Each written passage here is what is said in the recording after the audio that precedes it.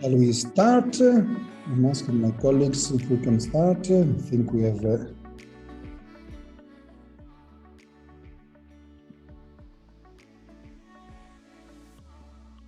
see more people joining, but I think we should start, no?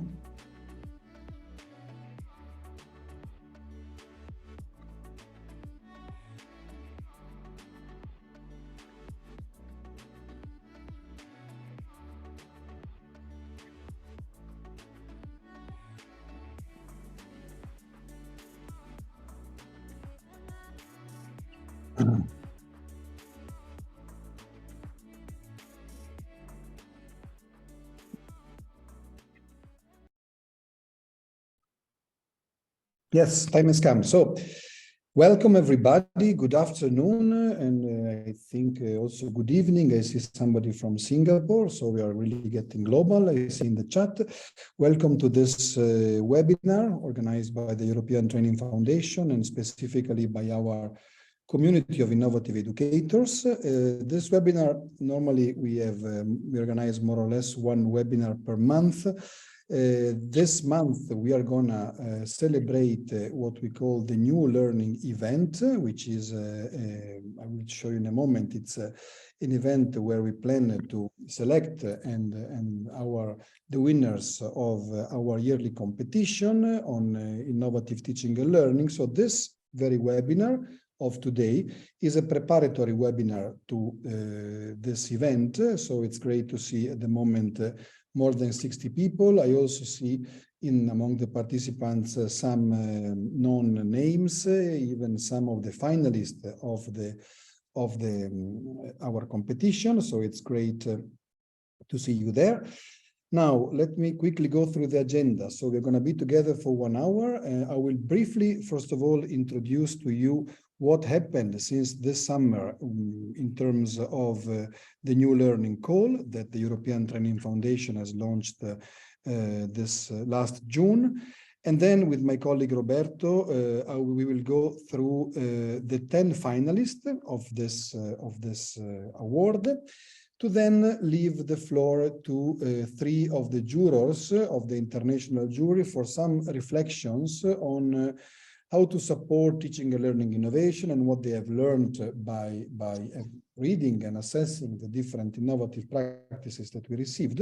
And finally, we are going to leave some space for you, for the participants, the members of the community, to propose us some ideas, and we would like to check with you some ideas we have developed in order to bring them then to the new learning event. Now, this is what happened since June last year. So this year, sorry. So we launched in June the call for innovative teaching and learning practices, and this the deadline was in July, and we received the impressive number of more than 750 complete submissions from 62 countries. So this is already telling us that there is appetite for valorization of practices and to be for your ideas and your work to be shared within the community of innovative educators and beyond. So this was already a great result. We are very pleased with that.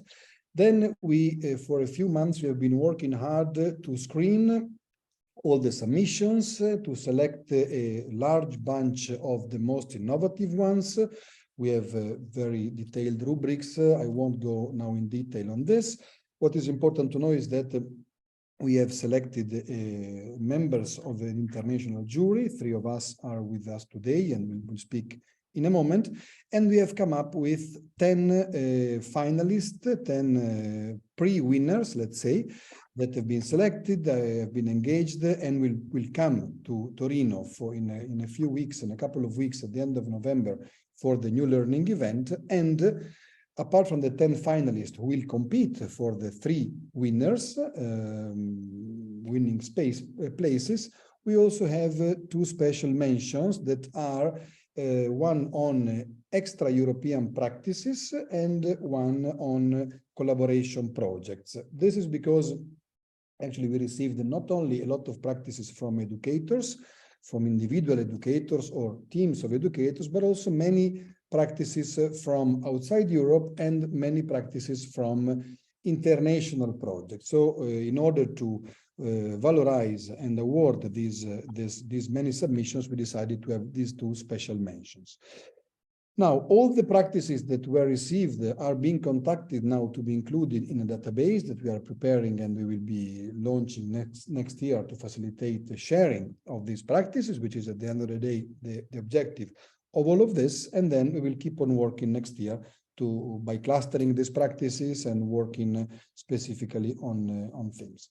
Now, very quickly, I'll go through I provide you with some data on the call. As you can see here, we received the practices from many countries, more than 60 countries. I would like to congratulate the Turkish colleagues because you sent in so many practices, more than 400 practices. So thumbs up for Turkey, I have to say. It was great to see so much interest from the country, and we are planning for next year also a webinar specifically dedicated to Turkey, because it's important, I think, to valorize this strong interest. And then number 2 goes to Georgia. Then we had many practices from Azerbaijan, Lebanon, and Morocco. And as you can see there, we had a lot from the ETF partner countries, so the countries around Europe, and also from the European Union. We had Italy, Spain, and many more.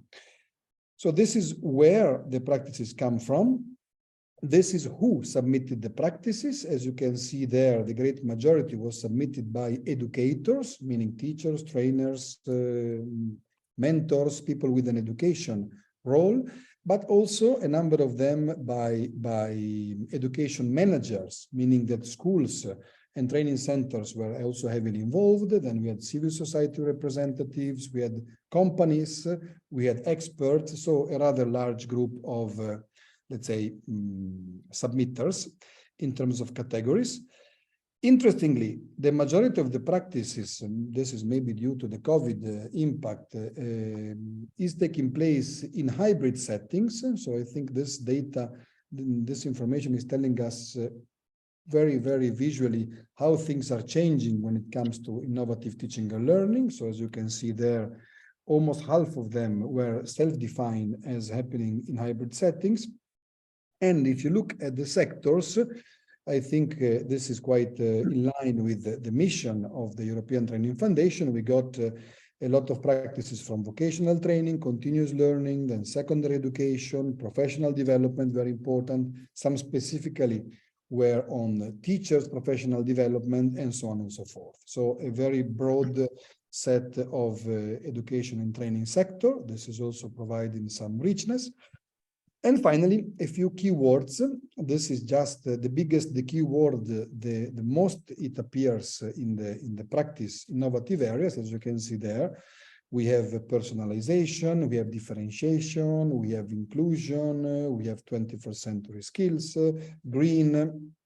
And so this just gives you a glance of the different areas where the practices focus.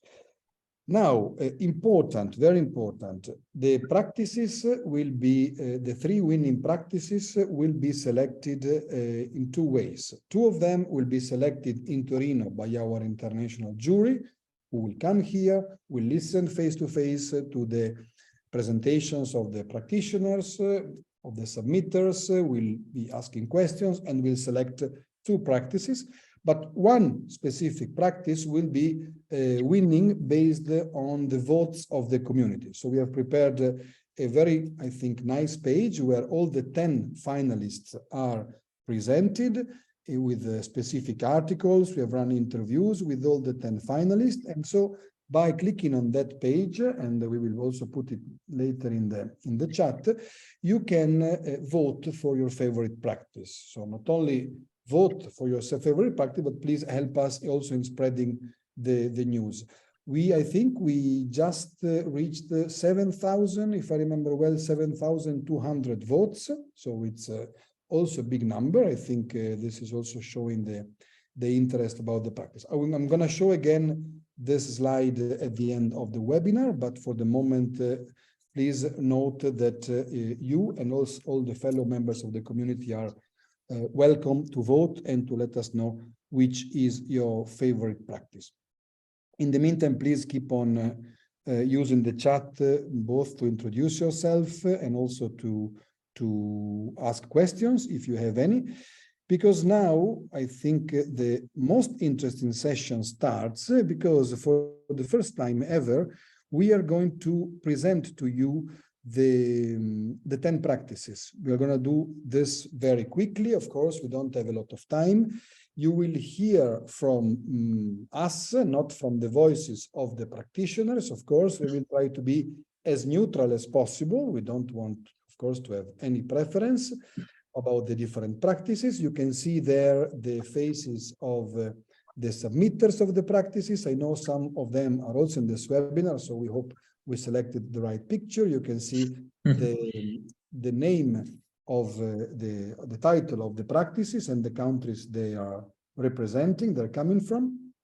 And so the idea is now to quickly go through the different practices. If you have questions, feel free to ask them in the chat. And the idea is to really give you a glance of what we are talking about without going into much details. I think we should start with the first practice. I'm giving the floor now to my colleague Roberto, who will present the first practice. Go, Robby. Yes, thank you. Thank you, Fabio. So as you just said, we would like to be as neutral as possible and just give you a very short overview of each of these finalists. I would like also to repeat that this is really the first time that we are coming out with the names of the finalists. So this could be interesting for many of you. So the first one comes from Turkey. It's called Training at School, Safety in the Workplace, and was presented by Adem Kaplan, who applied for a new grant to establish an augmented reality and virtual reality laboratory for training at his school, for training in a specific sector about healthy and safety. So students are provided with some technical information, then they are use these virtual reality glasses, and they are placed in specific scenarios, one about construction site, the other one in an electricity substation, in a high voltage pole, and in a workshop with a 360 degrees perspective. So what happened? The students have to enter and apply the rules, for example, choosing the correct helmet, footwear, gloves, and so on. And in some exercises, they must identify what is potentially dangerous and then highlight the problem to score the points. So, and of course, the whole process is monitored by the teachers. So a number of students already participated and were trained in the high school of Sivas in Turkey. And also Adem now is also offering the classes to other employees and to other students. So this was the first practice, and now floor to you again, Fabio, for the next one. Thank you. So we move from Turkey to Morocco, and we move also from a rather large practice to a practice based on the work of a single educator. So you will see that we have been trying to, let's say, select very different kinds and typologies of innovation. So from large institutional innovation until educators-related innovation. So this is the practice which was submitted by Fatma Abdel Fattah Mohammed from Al Aqfain University in Morocco, in Ifrane. And she is a teacher of language, so she teaches both Arabic and French. And basically, as many educators, she's struggling with how to keep students motivated, how to keep students engaged in the classroom, and so on. And actually, she came out with a very innovative idea, that is the fact of blending physical, face-to-face, and online learning through games and puzzles with an escape room methodology. So escape rooms are these typically online, but also in real life settings, rooms where you need to solve some riddles and some puzzles and to show that you have learned something in order to escape from the room. So this increases a lot the motivation and the engagement. And actually, this is, let's say, this started during COVID. So in order to keep students motivated, thanks to these online escape rooms, and also went on when students started to be again together in the school. And interestingly, this is a practice which is rather transferable, because it is not based on high technology. And if we read from the words of Fatma, her aspiration is to be able to upgrade these virtual activities from the platform she's using, Second Life platform, to build educational games in the metaverse. So it is actually a high technology practice, but let's say organizable and doable by a single educator, with a rather good impact on students' motivation and engagement. Over to you, Roberto. Okay, thank you. We are back to Turkey again. So as you can see, we have two finalists who are from Turkey. And this practice was presented by Mr. Selçuk Arslan. And it's about the participation of students in STEM. So what did Selçuk did? He asked students to learn about mathematical angles through an internet research. And then he gave a class about the BBC Microbit. What is it? It's a microcontroller that can be programmed and planned, for example, in order to power a servo motor to move a hand from 0 to 90 degrees. So it's a very specific technical, scientific subject. So the students are learning about angles, about coding, but also they are learning to help each other, to create some teamwork. And he also developed in a robotic class last year a sensor that they put in the sea to measure humidity, temperature, water pollution. And then they had the chance to present the results to the authorities.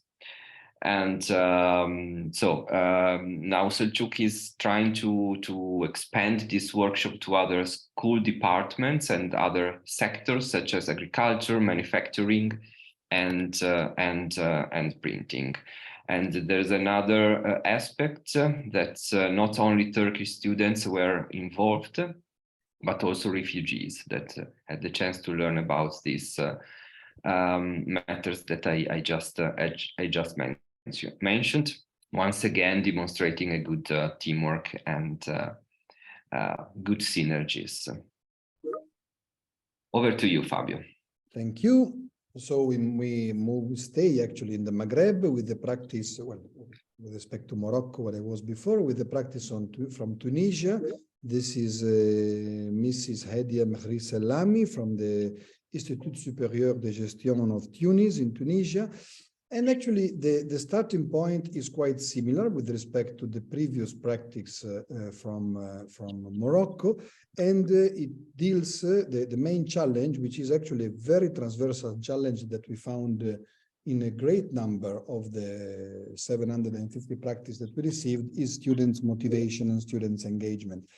Especially in this case, we are talking about technology courses. So Madame Selami is teaching big data, she's teaching cloud computing, and she's teaching this in a management institute, so not in a technically, in an informatic institute. So students were struggling with the motivation, and actually this innovator came out with what we call a no-tech practice, because this is one of the few finalists that is not relying on digital technology. So it is a practice that relies, as she wrote, you just need 2 chairs and a table, so you can just do this in a normal classroom. And basically, the bright idea here is simply to ask to students to present what they learned at the end of the courses, not by telling the story, telling a lesson, or by answering to a test, but by designing, by developing a mini theater play,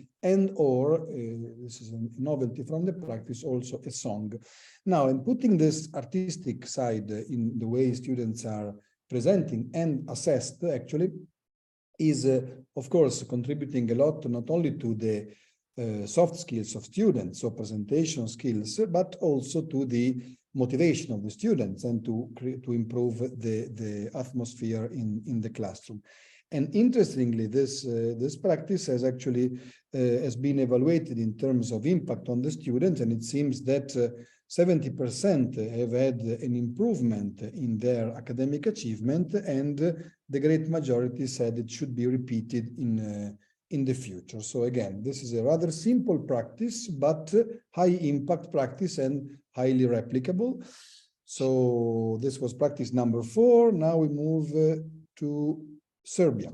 Roberto, please. Yeah, from Tunisia to Serbia, and from theater to games. So this is about a kind of, well, playing real world and virtual games. This was developed by and submitted by Katarina Velikovic, whose objective was to make her programming classes come alive for the students using these virtual games. And one of the tools that she had found particularly effective was the use of escape rooms, once again, and using the virtual world of Minecraft, that maybe most of you already know as one of the virtual games that are played by people now. And in total, she has developed 7 scenarios with directly with her students. So it was a kind of co-creation program, and it was also shared with other students in other schools. So in total, there are 6 schools in Kragujevac, and this is the hometown of Katarina, who are now using these innovative Minecraft scenarios, and also others throughout the country. And just to give you an example, one of the tasks is of great importance for the children, is to learn how to stay safe in a digital world. And another example is related to the copyrights over images. And so the students use their phone to capture the image and then print them on t-shirts and phone cases and sells them on the internet. So there is a set of rules to learn. So, but it's interesting that we, as you may see, we have such different scenarios and use of tools in order to make these innovative practices come alive. Okay, again to you, Fabio. We are at the middle. Thank you. We move to Georgia. Georgia, as you know, has submitted, as I was saying before, a high number of practices. So thank you very much to our Georgian participants and ambassadors of the community of innovative educators. Here, this practice is about a Fab Lab. I don't know if you heard about this concept. Fab Labs are present everywhere in many countries, and they are innovation, I would call them innovation rooms. They are rooms or spaces filled with quite advanced equipment, from 3D printers. In this case, they are equipped with lasers in order to develop physically things. And there are places where, in this case, learners can just go and experiment innovation. Now, Fab Labs are not really new, but we have decided, well, actually the jurors have decided to decide to get the finalist place for today's practice because of the specific approach, teaching approach of this Fab Lab, actually, that will be presented in Torino by Nina Kavradze from the College Modus in Georgia, from an industrial district. And here, actually, the importance is given to two things. First of all, to the soft skills development within the Fab Lab. And normally in the Fab Lab, you have a lot of technical experimentations, while here is really on soft skills, presentational skills, how to create a company, and on the engagement of local stakeholders. So these Fab Labs that are in 14 schools across Georgia have become places where innovative students and students with ideas can actually meet with companies, with potential funders of their ideas. And to make an example, students from this Fab Lab have created a startup to produce smartphone charging bags, and they have made it through the Fab Lab and through the skills they learned in the Fab Lab to transform this idea into a funded program, and this is actually they are transforming this into their own company. So actually, I would say a Fab Lab very attentive to learning, to intergenerational learning from 15 to 60 years old. And so another practice which I would say tackled the system dimension and the school dimension with attention to innovation in teaching and learning. Now we move to Ukraine. Robert. Yeah. And this practice was born from a need. There was the need in Ukraine to refocus the exports from Russia to other countries. So it was identified that there was a need for a short and efficient and effective training program in order to train export consultants across the country. And the challenge was also to make trainees into successful consultants in a very short time and train the groups in very different fields. So in this case, we can see that there was a collaboration between an Estonian organization, and in particular from Anu Mal-Narits from Estonia, and who involved a lot of other local partners in Ukraine.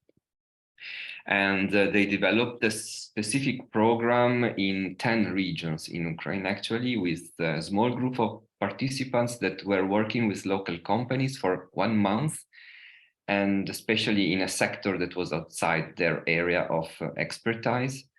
And the trainees were watching videos, they were learning materials that were created by the tutors and the teachers, and then they were immediately applying what they learned. So there wasn't any break in between, but they were learning and applying with the real clients, with an export plan.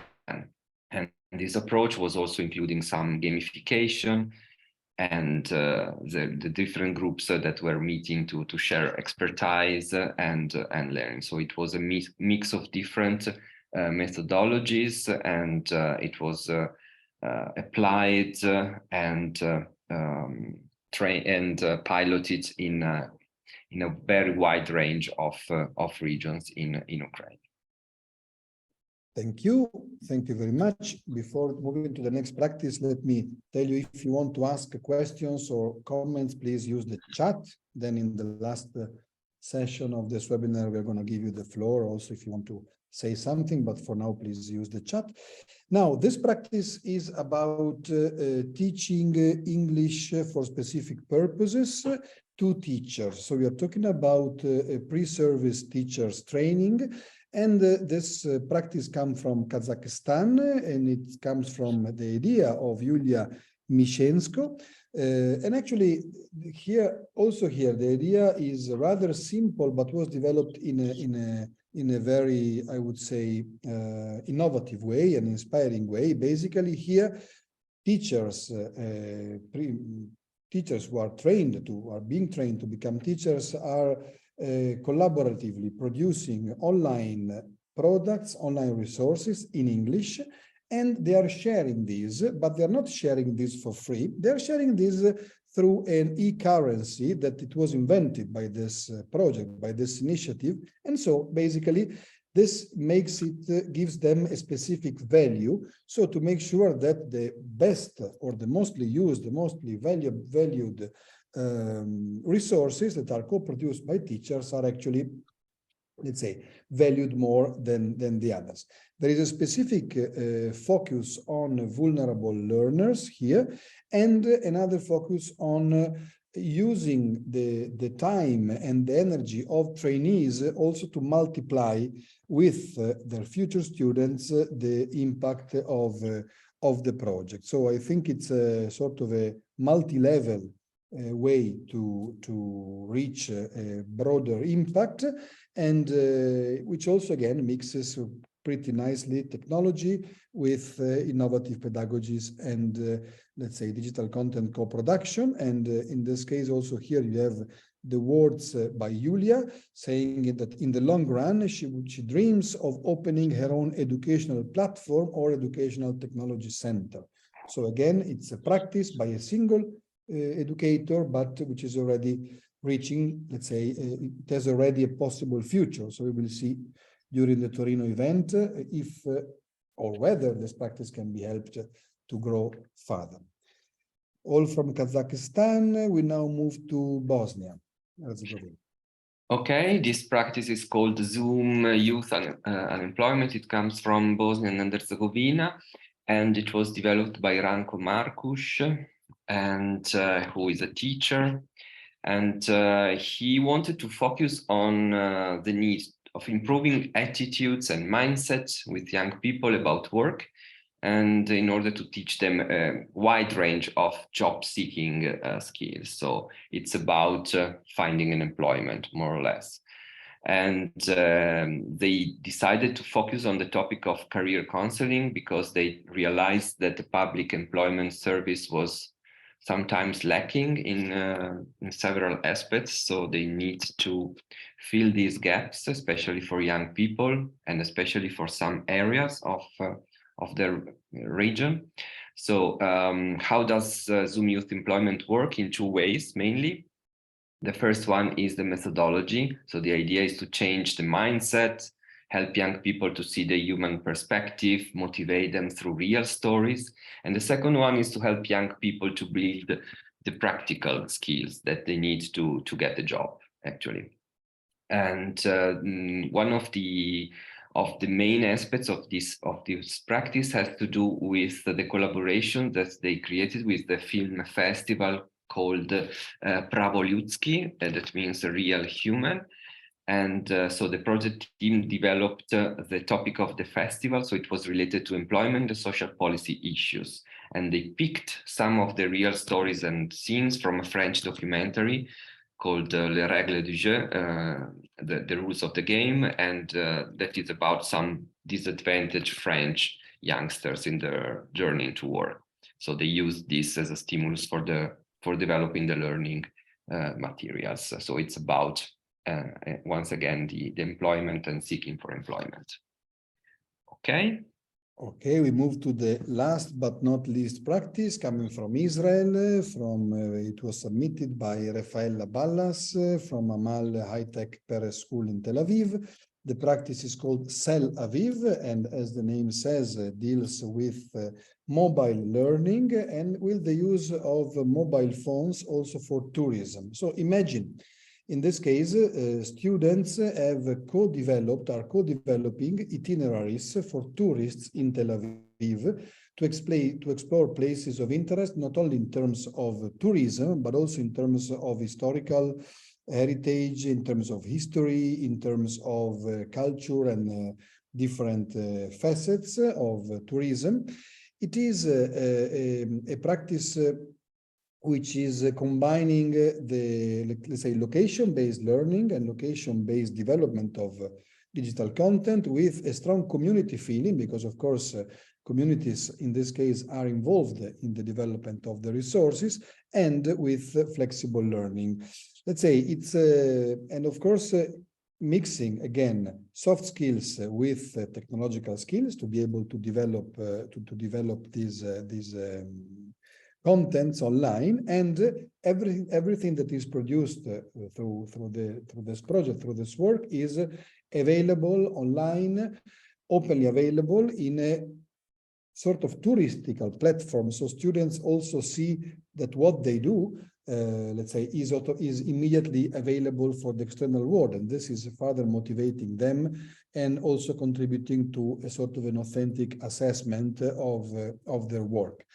And here, interestingly, a quotation I like very much from this project is that at the beginning, students were doing this to get good marks, because of course it is let's say, complex activity that students were requested to do. It demands some serious work, but after a year, sometimes they would come in and do it in break times. So this again is showing how much innovative practices, in this case, technology-based innovative practices, can really increase motivations of students, and also, let's say, the capacity also to self-direct into their learning and life-wide journey. Now, I know we haven't done justice to the practices. I know that some practitioners are among us in this webinar, so I'm begging pardon to the ones that are with us, because of course we did not explain your practice as well as you could have done, but we didn't want at this stage, since people are still voting, to, of course, to leave the floor to directly to the practice submitters. We did our best, at least to show you. Let me go quickly back to show you the different themes. Now we have seen before the.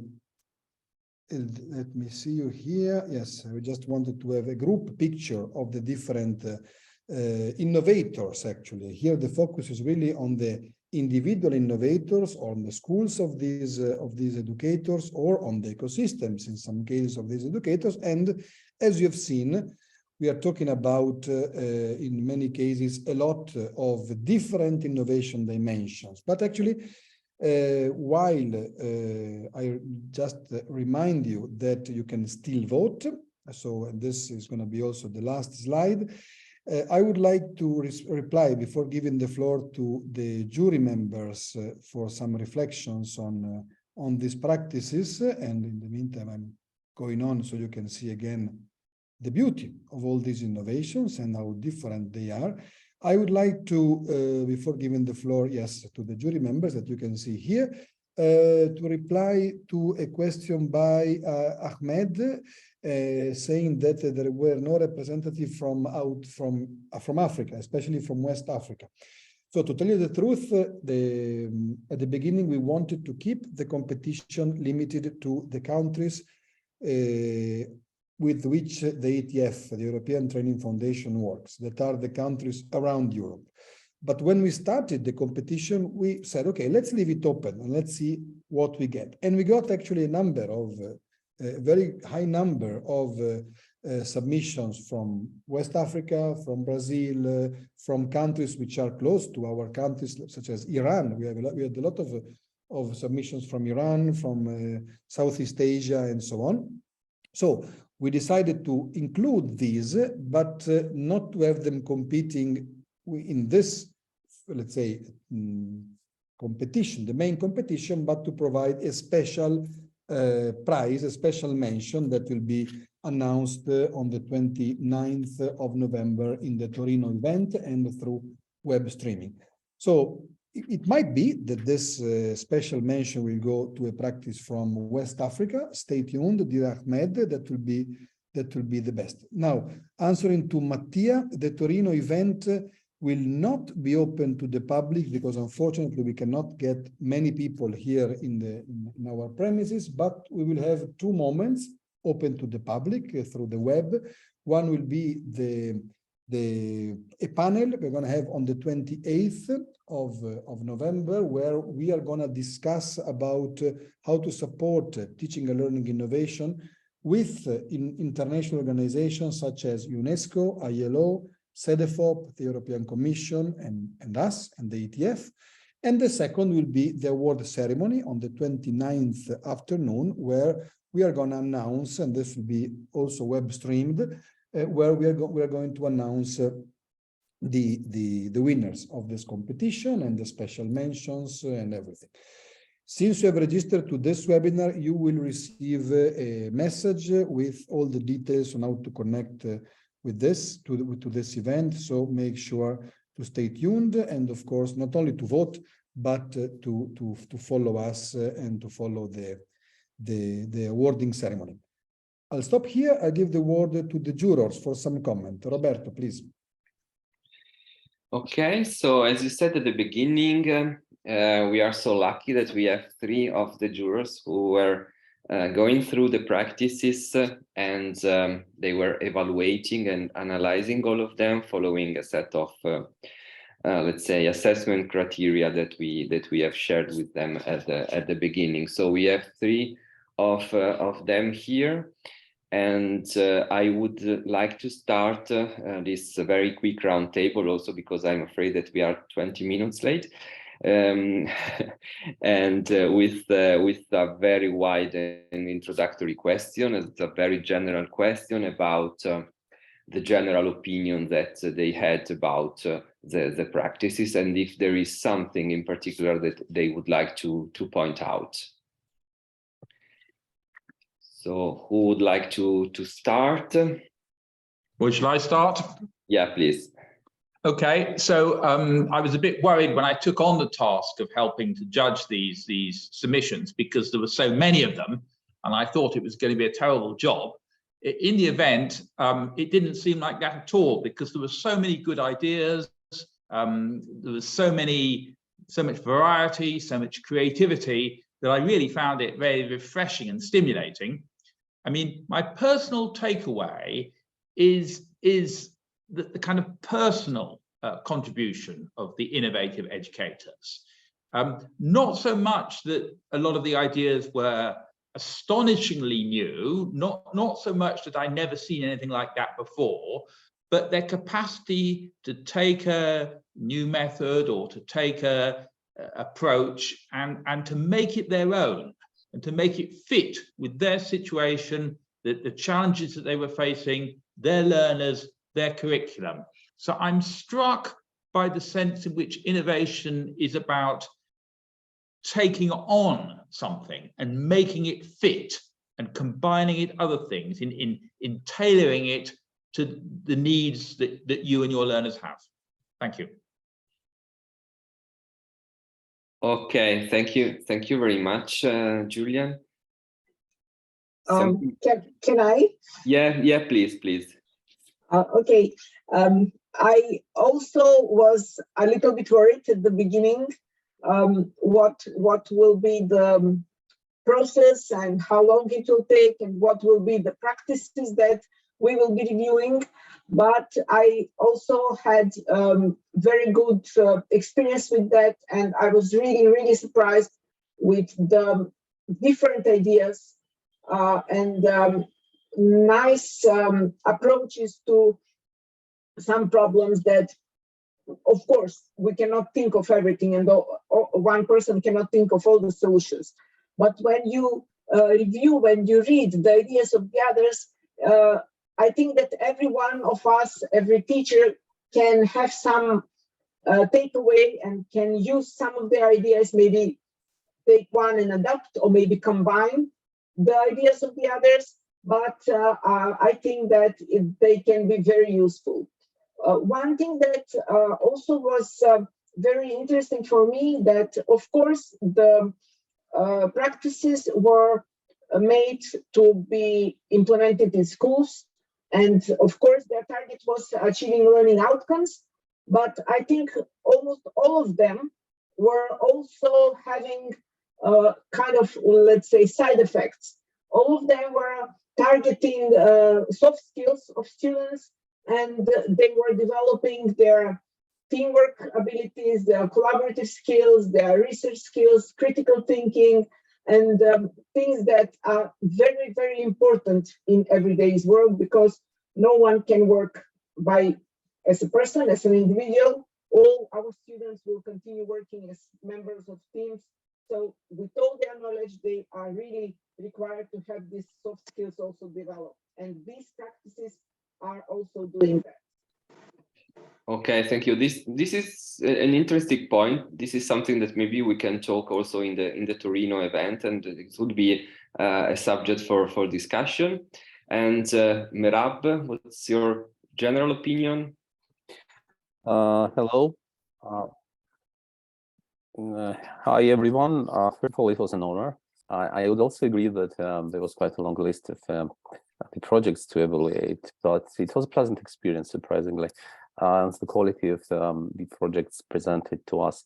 And also I was struck by the diversity of innovation types. I agree with Julian that it's not necessarily the world first innovation, but still the application of those innovative ideas in their contexts. And also many countries presented. I learned a lot about the country context and the challenges and problems that are present and the educators are trying to solve. And I also would like similarly to Julian and agree with him that the spirit and maybe the signature of an educator could be sensed from these small descriptions or additional materials. And it was really nice to see that the outreach of this kind of innovation around the Europe, and presumably in many more countries that participated, and again it was a pleasant surprise. And yes, these sustained efforts by educators and sometimes the stakeholders helping them, it was again the my take on that process. But in general, yeah, it was a very pleasant experience, and I anticipate good finals in Torino. Thank you very much. Thank you very much. Going more specifically, I would like to ask a question to Mimosa about the kind of practices or kind of ideas that she found in the examples that she evaluated about new ways to motivate and to engage learners. If you find something interesting that you would like to very, very quickly share with us in 1 minute. Yes, thank you. Yes, the problem of engaging and motivating students is obvious for all of us that are working in education. It is all the researchers have shown that attention span is decreasing and it's getting smaller and smaller. We as adults cannot concentrate on the things that we know that are important. Constantly we are checking our telephones, or we are checking computers, stopping discussion to check something and to confirm online. So this is also happening with students, and this is happening in the classrooms. And the teachers are struggling to find a way how to engage and motivate students to be engaged in the learning.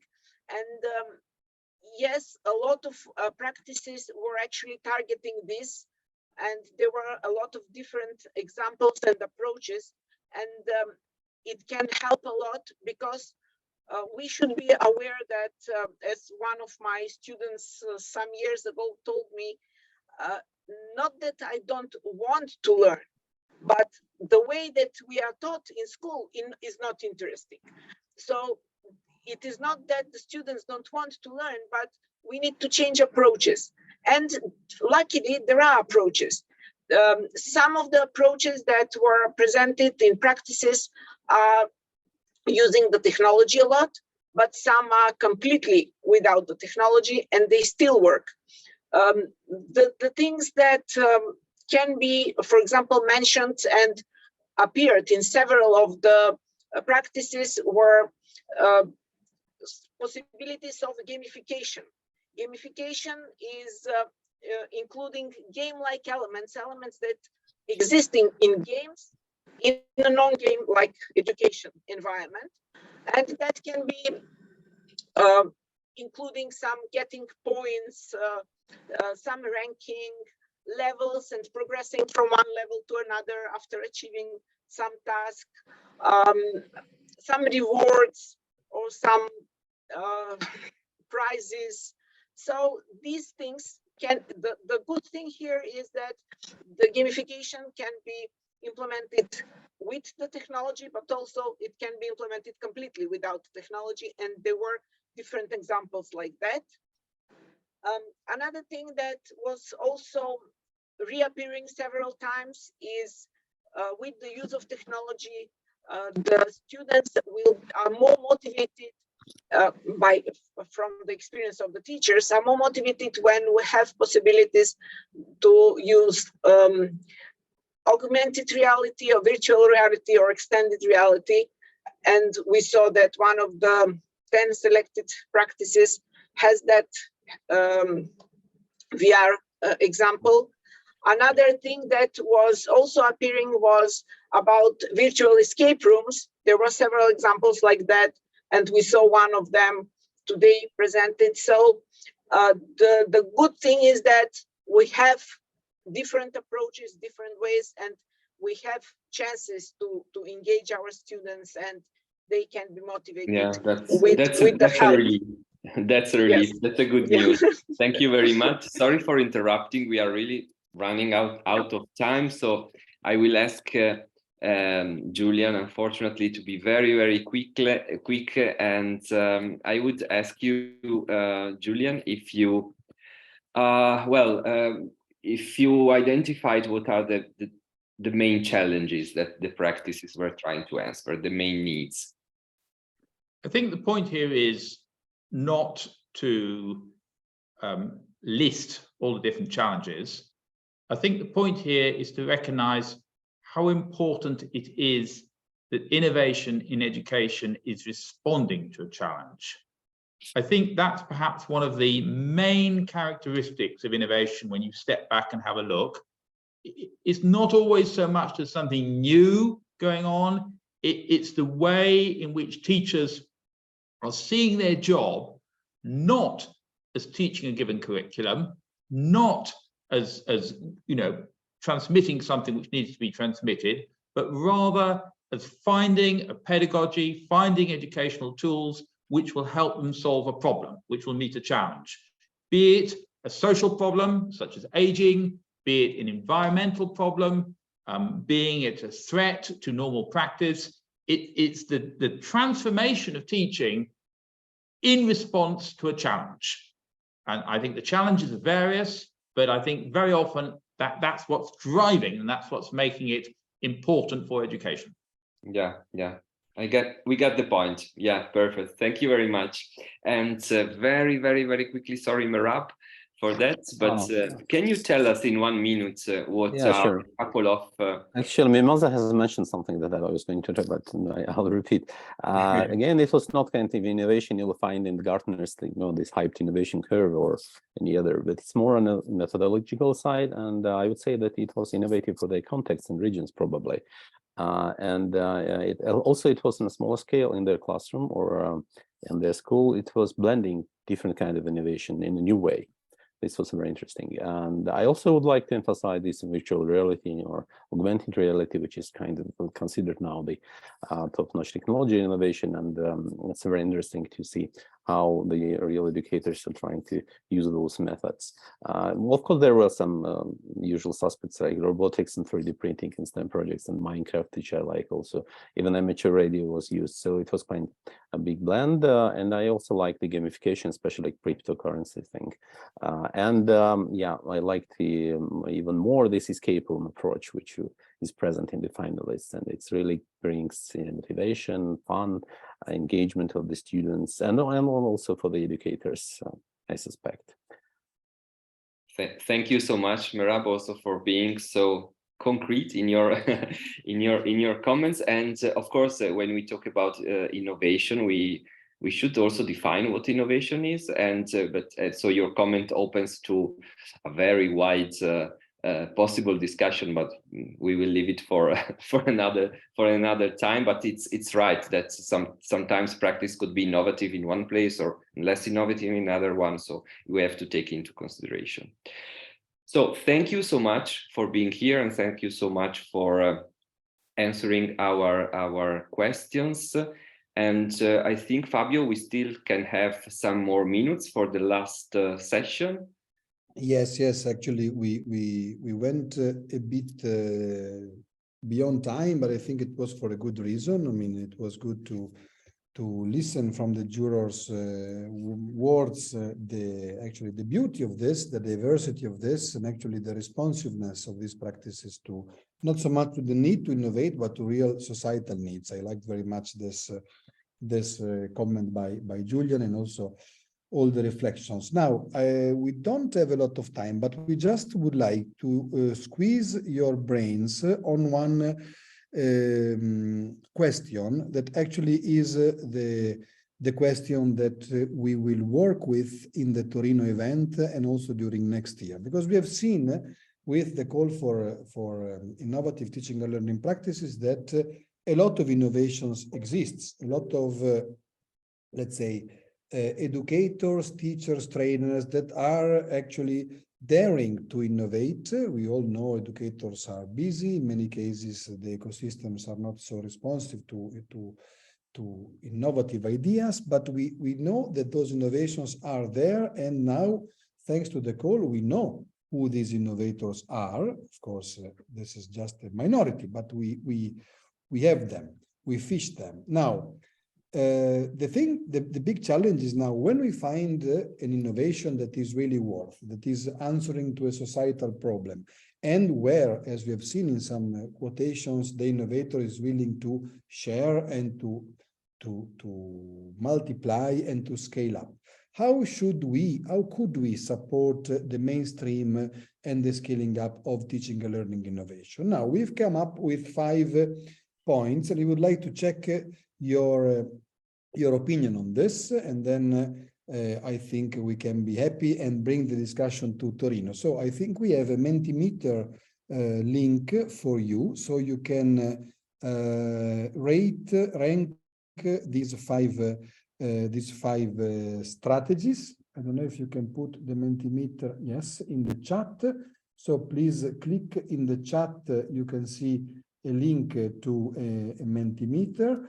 And basically, we have five things that institutions like the ETF, for example, could do to support teaching and learning innovation. So to support the educators that we have seen before in their journey towards mainstream. Number 1, increase awareness. So make sure that as many people as possible know about this innovation. Number 2, foster recognition of these innovative educators through financial means, more time, different career steps, and so on. Number 3 is providing practical support, like startup support, in order to scale up and to multiply. So actually really imagine an incubator for educators. Number 4, providing learning opportunities. So to provide capacity building on how, for example, others are innovating, to mix things like Mimosa was suggesting before. And number 5, that is what we are also doing in our community, is to connect these practices, these innovators, with similar cases, also to reach a critical mass, so to make sure that innovation flows. So awareness, recognition, support, learning, and networking and connections. Please go on the Mentimeter and cast your vote. I don't know if you can see the Mentimeter, if it works. Actually, the link from the chat doesn't let to vote. Exactly. Oh. I think the link from the chat, I just can see a heart. Yes, until we don't launch it, people won't be able. So now, please launch it. Yes. Okay, now it is there. So with the link in the chat, please put which is in your understanding the most important strategy, the most important action. So increasing awareness, fostering recognition, providing support, providing learning opportunities, or connecting innovators with similar national and international cases. Feel free to vote.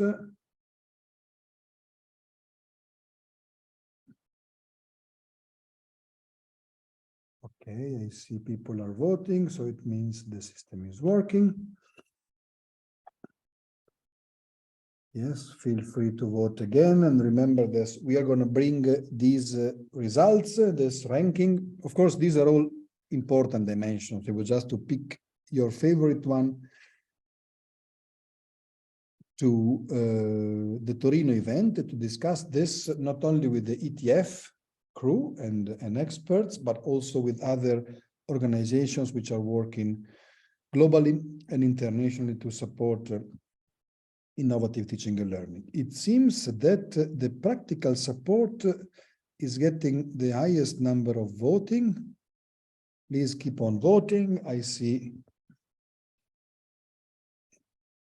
Yes, it seems that we have a majority for the idea of providing practical support on how to scale up and multiply innovative practices. So it's interesting. It's not about, doesn't seem to be about money or about funding, but it seems to be about practical support. And this is, I will be taking a picture of this when you are done for the Torino event. I don't know if everybody has voted. I think so. So thank you very much. This gives a picture of, I think the main outcome is that all dimensions are important. So there is not a single one which is very low, but specifically the practical support is like in an incubator sort of style is the most important one. Okay. Anybody would like to comment on this? I know we are 3 minutes later, 3 minutes beyond schedule, but as always, we would like to give the floor to the participants. I think we can take 5 more minutes if somebody wants to comment.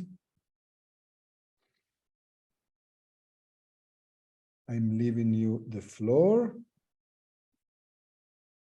Thank you very much. And feel free also, like Ahmed did, to put your email or your contacts in the chat. Yes, Eva, the recording will be available of the session so that you can also spread the word. Could I go back to the slides so I can show you again the voting slide? Thank you in the meantime for your participation. If you have comments on these aspects, on these 5 aspects, please feel free to write the comment in the chat. In the meantime, what's next? So as we said before, at the end of this month, 28th and 29th of November, we're going to have a small event here in Torino, in Italy, the ETF 2022 New Learning event, with a number of partners we have, where we will announce the winners, the 3 winners. So one winner will be selected by the community, so be ready to vote. And also we will discuss, as we did very briefly now, strategies to support teaching and learning innovation. But then on the 2nd of December, we will be organizing a webinar similar to this, again in English, Russian, and Arabic, where we will present to the overall community the results of the New Learning event. So we will know the winner, we will give the floor to the winners, we will give the floor to our experts to make sure that both the best practices and the best strategies to support innovation can be shared with the community. And also we will use this moment, this meetup, as we call it, to discuss also the future activities of the community. So in case you have some specific ideas, make sure that you do not miss the webinar on the 2nd of December. All of you as participants to this webinar will receive a follow-up message with the link to the recording of this webinar. Feel free to share it with your colleague. But most important, until the 27th of November, so one day before the start of our event, you can vote, and especially you can promote the voting of this of the call for of the award for the innovative teaching and learning practices. We just doubled 7,000 votes. Our secret objective is to reach 10,000, so feel free to vote in the next couple of weeks or 10 days or so. Last call for comments. If somebody wants to comment on what we heard about the innovators or the innovations and the new practices, or about our reflections. I see no comments, but a lot of thank you. So I would just like to thank Roberto for helping us with this moderation. I would like to thank Julian, Merab, and Mimosa, who represented the jury. We have other jury members who will be with us in Torino, but let's say this is just a part of the jury. I would like to thank Rafaela and Selçuk and the other, I saw you, the other finalists, some of the other finalists, which I noticed among the participants. Again, we hope to have made justice to your practice, but in any case, in this link that you see here, apart from voting, you can find the very nice articles with the words of the educators. It's seriously a very, very inspiring reading. So take some time to go and browse the different practices. See some of you, unfortunately, just some of you in Torino, and see actually many more of you, as I'm showing now, on the 2nd of December in the afternoon for the online meetup of the whole community, where we are gonna, let's say, let you know who the winners were and what will be the next plans for the community. Thank you very much. Have a very good afternoon, and see you in 2 or 3 weeks online. Thank you so much. Goodbye, everyone.